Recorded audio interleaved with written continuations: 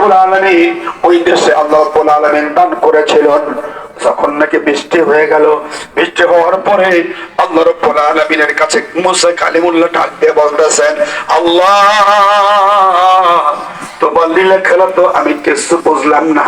এই মাত্র বললে একটা লোকের অপরাধের কারণে, এক ব্যক্তির কারণে তুমি দোয়া কবুল করো নাই, এই জন্য তুমি বৃষ্টি দাও নাই। কিন্তু একটু পরে দেখে বৃষ্টি হচ্ছে, তার কারণটা কি? আল্লাহ রাব্বুল আলামিন জানিয়ে দিলেন, মুসা কালিমুল্লাহ তুমি ওখানে লাগি হুঙ্কার দিয়ে বলতেছি না কে হে ব্যক্তি যার কারণে আজকে 70,000 লোকের দোয়াটা বন্ধ হয়ে গেছে, বৃষ্টি দেয় নাই, তাদের দোয়া কবুল হয় নাই। এই কথা বলে তুমি যখন নাকি আমার কাছে হুঙ্কার দিয়ে দিয়ে বলতেছে, তুমি সকল মানুষের সামনে হুঙ্কার দিয়ে যখন নাকি বলতেছিলা, তখন ওই লোকটা চুপে চুপে আমার কাছে ডাক দিয়ে বলতেছে, আল্লাহ আমি অপরাধী, এটা ঠিক আছে, কিন্তু এখানে কত হাজার লোক, তাও তুমি পয়গম্বরে জড়াইছ। আমি কয়েকদিন নাফরমানি করেছি, তাও তো তুমি জানাইছ। আবার আমি কয়েকজন লোক, কার কার কারণে, কয়েকজন লোকের কারণে দোয়া কবুল হয় নাই, আল্লাহ তুমি তো তাও জানাইছো। আল্লাহ তুমি চুপে চুপে যখন নাকি আমারে বেজ্জতি করো নাই, চুপে চুপে তোমার কাছে আমি তাওবাতুন নাসুহা, আল্লাহ তওবার মধ্যে তওবা করলাম, আর জীবনে কোনোদিন অপরাধী করব না, আমি অপরাধের দিকে ফিরে যাব না। আল্লাহ তুমি আমার দোয়াকে একটু কবুল করো, তওবাকে কবুল করো। অবসারে আমি সব সইতে পারি, কিন্তু আমার অপরাধী বান্দার অপরাধের কথা স্মরণ করে যখন নাকি চোখের পানি ফেলে হাওয়াও করে কান্দে, আমি আল্লাহ আমার বান্দার চোখের পানির দিকে তাকায় সহ্য করতে পারি না। আল্লাহ ভাই আমার, এই জন্য আল্লাহ রাব্বুল আলামিন বলেন, ফালিয়াদহু কালিলাম ওয়ালিয়াবকু কাসীরা, আল্লাহ বেশি বেশি কান্দো আর কম কম করে হাসো। কাঁদলে খোদা রাজি হয়, কাঁদলে গুনাহ মাফ হয়, কাঁদলে আমার আল্লাহ জাহান্নামের আগুন থেকে, জাহান্নামের আগুন বান্দার জন্য হারাম করে দেয়। যেরকম ঠিক কিনা ভাইরা আমার, নবী বলেন, ইবকু ফাইল্লাম তাবকু ফাতাবাকু, ও আমার উম্মতরা তোমরা কান্দো, কান্না যদি না আসে কান্নার মতো ভান করে করে আল্লাহর কাছে মাপ চাও, তারপরও আমার আল্লাহ কান্দন চেহারার দিকে তাকায় আমার আল্লাহ তোমাকে মাফ করে দেবে। যেরকম ঠিক কিনা ভাইরা আমার, এই হাদিস আমার বর্ণনা করার পিছনে কারণ হচ্ছে, যখন নাকি আল্লাহ বৃষ্টি দিলেন, বৃষ্টি দেওয়ার পরে মুসা কালিমুল্লাহ ডাক দিয়ে বললেন, মালিক ওই লোকটা ক্ষমা চেয়েছে, এখন তো তোমার আত্মাইব হাবিবুল্লাহ তওবাকারী, পূর্বের তওবাকারী, আল্লাহ তোমার তো বন্ধু, আল্লাহ এই মুহূর্তে তুমি তার নামটাকে আমাদের জানায় দাও। ওই ভাগ্যবান ব্যক্তিটাকে আল্লাহ ডাক দিয়ে বললেন, মুসা কালিমুল্লাহ রে, জেনে রেখে দিও, আমার বান্দা যত অপরাধ করুক না কেন আমি তোমার সব জানাইছি, কিন্তু আমার অপরাধী বান্দারে কিন্তু তোমার নাম জানাই নাই। এত বড় অপরাধ করার পরেও এই 70,000 লোকের ভিতরে আমি আমার গুনাহগার বান্দা থেকে বেজ্জতি করি নাই।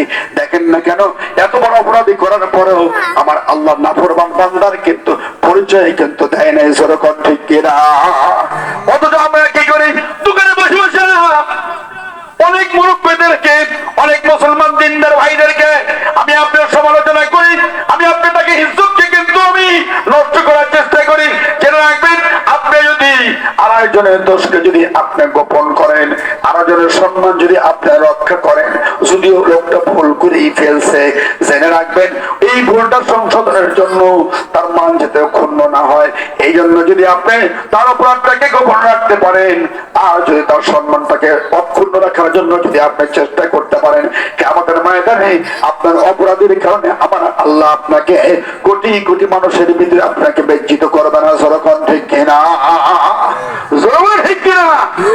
অতএব আমরা যারা আছি আমরা সকলে ইনশাআল্লাহ চেষ্টা করব, পারবো না ইনশাআল্লাহ, পারবো না ইনশাআল্লাহ। আমরা ও সত্য শুনতে ওয়াজিব হয়ে গেছি বাবা, কিন্তু আমাদের ভিতরে আমলের খুবই দুর্বলতা, আর সব মানুষের ওয়াজ শোনা ঠিক নয়। আজকে ভাইরাল, ভাইরাল কিন্তু একটা গুনাহ, কারণ আমি ভাইরাল হবো, আমি 10টা-20টা ওয়াজ পাবো, আমি 1 লক্ষ টাকা দিয়ে চলাফেরা করি, ওয়াজ মাহফিল করি, আমি প্যারেন্ট দিয়ে চলাফেরা করি, এগুলো ভাইরাল। এগুলো হচ্ছে গুনাহের কাজ, কি ঠিক কিনা? কথা শুনবো, কথা বলবো কার রাজি খুশির জন্য? আরো জোরে বলি। আরে আমার মতো বান্দের পেশাবের এই ছেলে সিরাজের মতো কত আলেম আপনাদের এলাকায় আছে, কিন্তু আল্লাহর ওলি আব্বা হুজুরের প্রতি মোহাব্বত, আর আমরা কোরআন হাদিস মতো আব্বার পথ ধরে আছি। এই জন্য তো আমাদেরকে এই চেয়ারে বসাইছেন, কি ঠিক কিনা? এর যেতে পাওনা আপনাদের থেকে আর আমার আল্লাহ কি দিতে পারে, এটাই তো যথেষ্ট। আর আমরা যখন আসি না খাওয়ায় তো আপনারা আমাদেরকে এখান থেকে বিদায় দেন না। আমরা আসলে আলিম ওলামা আসলে হাতিয়া না দিয়া খালি হাতে তো ফেরত দেন না, কি ঠিক কিনা? তাহলে এখানে দিনের ক্ষেত্রে আল্লাহ এবং আল্লাহ রাসূলের রাজি খুশির ক্ষেত্রে কেন চুক্তি হবে, কেন দরদাম হবে, কেন দুনিয়ার উদ্দেশ্য হবে? সুন্দর ঠিক কিনা? আমার আব্বা হুজুর কোনদিন এটাকে প্রশ্রয় দেন নাই, পছন্দ করেন নাই। আমরাও তার সন্তান হিসাবে আমরাও চুক্তি করে যে সমস্ত বক্তারা ওয়াজ করে এবং চুক্তি যারা করে এই মিডিয়ার টাকা পয়সা নেই, তাদের সঙ্গেও আমরা এটাকে অপছন্দ করি। এবং সেই একটা জিনিস জেনে রাখবেন, দুটো কথাও যদি হয় আর সেটা যদি আল্লাহ আল্লাহ রাসূলের জন্য যদি হয়, তাহলে এটার ভিতরে আমার আপনার হেদায়েত, এটার ভিতরে আমার আপনার মুক্তি জরুর, ঠিক কিনা? অতএব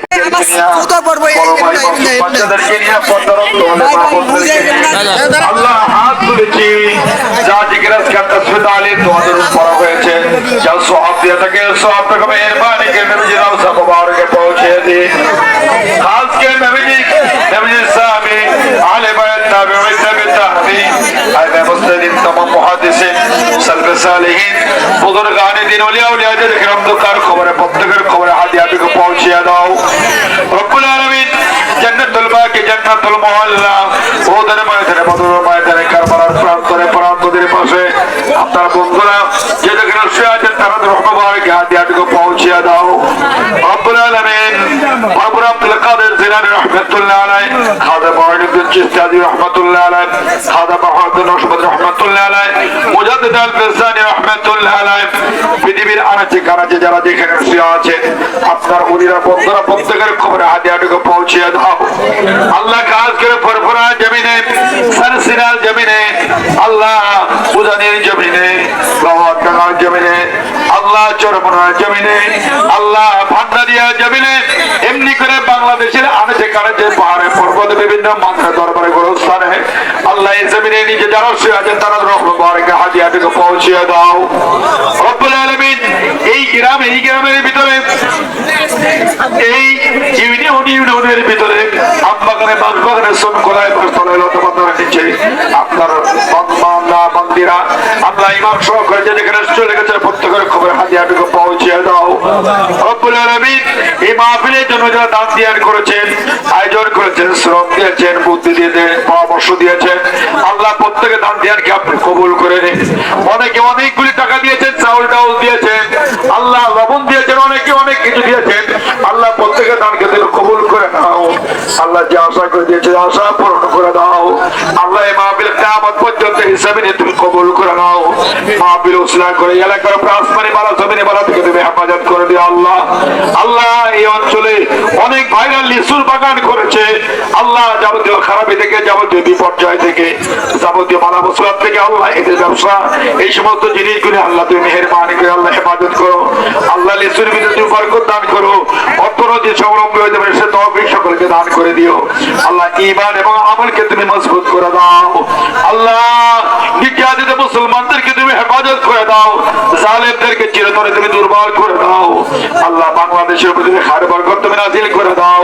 আল্লাহ বাংলাদেশে আমরা সকলে কোরআন সুন্নাহ মেনে চলতে পারি এমন পরিবেশ তুমি বাংলাদেশের জমিনে তৈরি করে দাও। আল্লাহ তুমি আমাদের প্রত্যেকের নেক মাকসাদ পূরণ করো। যারা অসুস্থদের সুস্থতা দান করে দাও। আল্লাহ যারা অসুস্থদের সুস্থতা দান করে দাও। ঋণ যারা আছে ঋণ পরিশোধ করে তৌফিক দান করো। ছেলে মেয়ে যারা বেকার আল্লাহ তাদেরকে চাকরি ব্যবস্থা করে দাও।